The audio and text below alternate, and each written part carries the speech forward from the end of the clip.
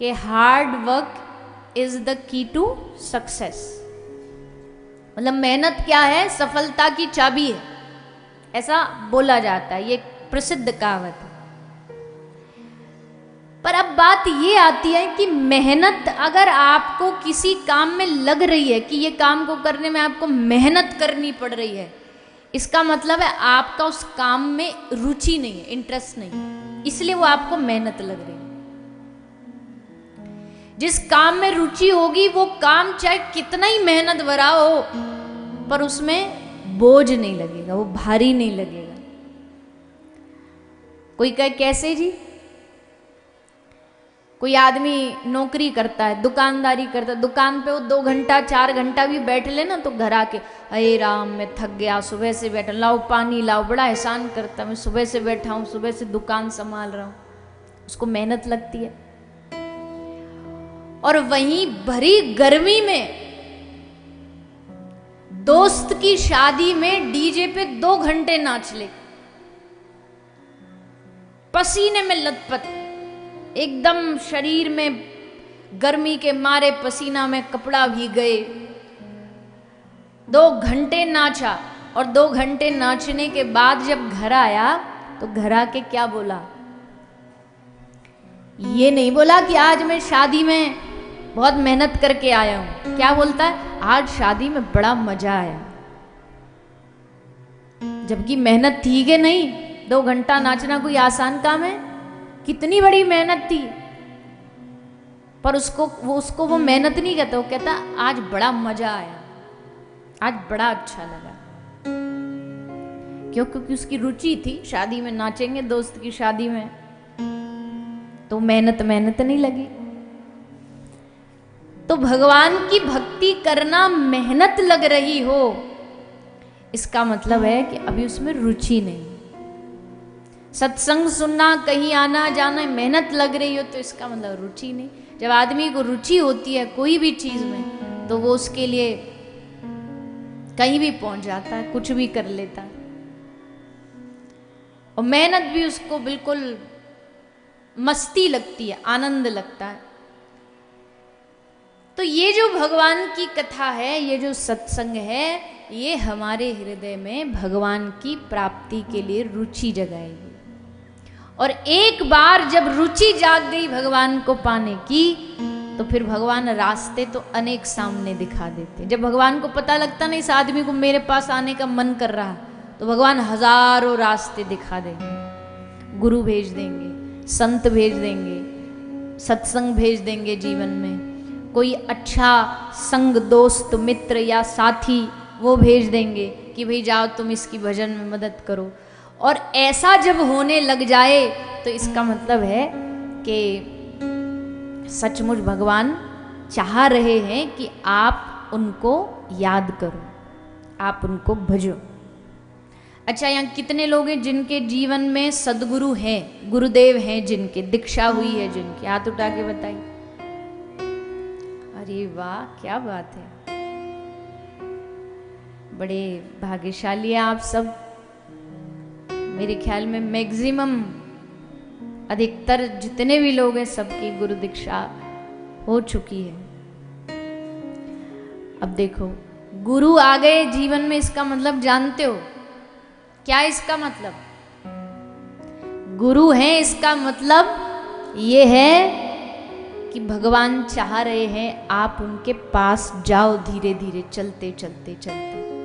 तभी उन्होंने गुरु भेजा, नहीं तो लोग 80-80, 90-90, 100-100 साल के हो जाते हैं, तब भी उनसे पूछो गुरु है, बोले अभी तो खोज रहे हैं।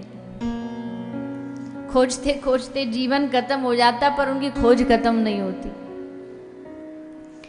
गुरु मिले हैं, मतलब गुरु अब चाहते हैं कि आपको, जब आप गुरु के पास फूल लेके जाते हैं ना, फूल माला लेके गए, पुष्प चढ़ाए उनके चरणों में, और असल बात तो यह कि गुरु को फूल ही चढ़ाया जाता है, क्योंकि फल तो फिर गुरु देता है। जीवन में जो भक्ति का फल है वो गुरु ही देता है। पर एक बात तो यह है कि गुरु की बात तो माननी पड़ेगी। गुरु को तो मानते, पर गुरु की नहीं मानते। और मानते भी हैं तो गलत सलत मान लेते हैं। एक आदमी गुरुजी के पास गया तो गुरुजी बोले बेटा कोई नशा वशा तो नहीं करता? तो बोला गुरुजी हमको बहुत बुरी आदत है सिगरेट पीने की, वो नहीं छूटती, दिन भर सिगरेट चाहिए, हर रोज हम सैकड़ों रुपया की सिगरेट पी जाते हैं। गुरुजी ने कहा बेटा हमारी एक बात मान लेगा? बोले हाँ। बोले तुझे हम छुट्टी देते हैं, तू सप्ताह के 6 दिन मत पी, बस रविवार को पी लेना, संडे को छूट है तुझे, एक दिन पी लेना, 6 दिन बंद कर दे। अब गुरुजी ने तो कैसे कहा कि 6 दिन मत पी, एक दिन पी, उसने जाके गांव में ढिंडोरा पीट दिया। गुरुजी कह रहे रविवार को सिगरेट पीनी चाहिए, गुरुजी कह रहे संडे को सिगरेट पीने से पाप नहीं लगता, पी लेनी चाहिए। अब बता गुरुजी ने ये बोला? कई बार गुरु की उस बात को हम वो किस रूप में कह रहे होते हैं, लेकिन उसको जो शिष्य होता है वो किसी और रूप में ले लेता है। वो गुरुजी कह रहे हैं पी लेनी चाहिए सिगरेट। तो गुरु को तो मानो पर गुरु की भी मानो। गुरु की मानने का मतलब है गुरु आपसे कोई और चीज तो मनवाएगा नहीं, ये तो कहेगा नहीं कि भैया तू हमको दान दक्षिणा नहीं देगा तो तू हमारा चेला नहीं। अगर ऐसा कोई गुरु कहता है तो इसका मतलब वहां स्वार्थ है, अपने स्वार्थ से भरा हो वो कभी गुरु नहीं हो सकता। गुरु बस इतना ही कहेगा कि भैया तू अगर हमारा शिष्य बना तो तू भजन कर, भक्ति कर, भगवान का सुमिरन कर, उनका नाम ले, ये बात माननी होती है। तो गुरु जीवन में आ गए हैं आपके, इसका मतलब है श्री ठाकुर जी चाहते हैं कि आप उनका भजन करें, आप उनका नाम लें, आप उनका सुमिरन करें, यही चाहते हैं भगवान। सत्संग जीवन में आ गया है, इसका मतलब है भगवान चाहते हैं कि आप उनका सुमिरन करो, उनको याद करो। भगवान हमारे जीवन में भी आने के लिए तैयार हैं, पर हम कहाँ कितनी बार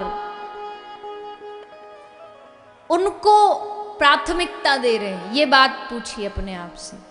प्राथमिकता समझते हैं ना? आप किसे पहले रख रहे हो, भगवान को या संसार को? आधी सी दुनिया संसार को ही पहले रखती है, पर जिसने भगवान को पहले रखा उनको भगवान मिले। इतिहास भक्तों के चरित्रों से भरा हुआ है कि भैया जिन्होंने भगवान को भजा उनके लिए भगवान 24 घंटे उपलब्ध हैं। मंदिर का पर्दा भी बंद हो जाए रात को तब भी भगवान जाग ही रहे कि पता नहीं कब कौन सा भक्त बुला ले और कब मुझे जाना पड़ जाए, इमरजेंसी हो जाए, इसलिए हमेशा तैयार हूं। इसलिए मैं कहती हूँ कि ठाकुर जी की मूर्ति कभी आपको बैठी नहीं मिलेगी, वो हमेशा खड़े रहते हैं, अटेंशन की मुद्रा में, ऑलवेज रेडी। कहाँ कब कोई बुलाए, कहाँ भागना पड़ जाए, तो इसलिए भगवान हमेशा तैयार रहते हैं। तो ये हमारी प्राथमिकता पर निर्भर करता है, हमने प्राथमिकता किसको दी, हमने महत्वपूर्ण काम कौन सा समझा। अगर जिस दिन हमारी ये आत्मा भगवान को महत्वपूर्ण समझ लेती है, उस दिन चलो भगवान ना भी आए पर भगवान का अनुभव होने लग जाएगा, भगवान का अनुभव होने लग जाएगा कि हाँ वास्तविकता में भगवान हमारे साथ है। तो उसी प्राथमिकता में भगवान आ जाए, उसी के लिए सत्संग सुनना चाहिए। हमारे मन में भगवान को भजन करने की रुचि आ जाए, उसके लिए भगवान का भजन करना चाहिए, सत्संग सुनना चाहिए। क्योंकि अक्सर जीवन में हर काम हम अपनी मनमर्जी से कर लेते हैं। जैसे खाना अपनी मनमर्जी से करते हैं,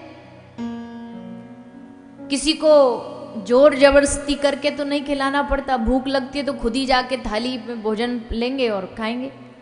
भोजन की हमारी अपनी रुचि है, सोने की हमारी अपनी रुचि है, सोने के लिए भी किसी को कहना नहीं पड़ता, नींद आती है तो सो जाते हैं, रोज सोते हैं। घूमने फिरने के लिए भी किसी को कहना नहीं पड़ता, उसमें भी अपनी रुचि जब मन करता है तो घूम लेते हैं, घूमने चले जाते। पर एक काम है जिसमें रुचि नहीं, जिसमें हमको धक्का दे दे के बढ़ाया जाता, करो करो करो, और वो क्या है? भजन करो, भजन करो, भक्ति करो, भक्ति करो। इसमें रुचि कम लोगों की नहीं है, ऐसा नहीं है, पर अधिकतर जो लोग हैं उनकी नहीं। इसलिए बार बार किसी को और काम के लिए अच्छा अच्छा भोजन खाओ इसके लिए सत्संग नहीं सुनाना पड़ता, पर भजन करो इसके लिए सत्संग सुनाना पड़ता है, सुनना पड़ता है।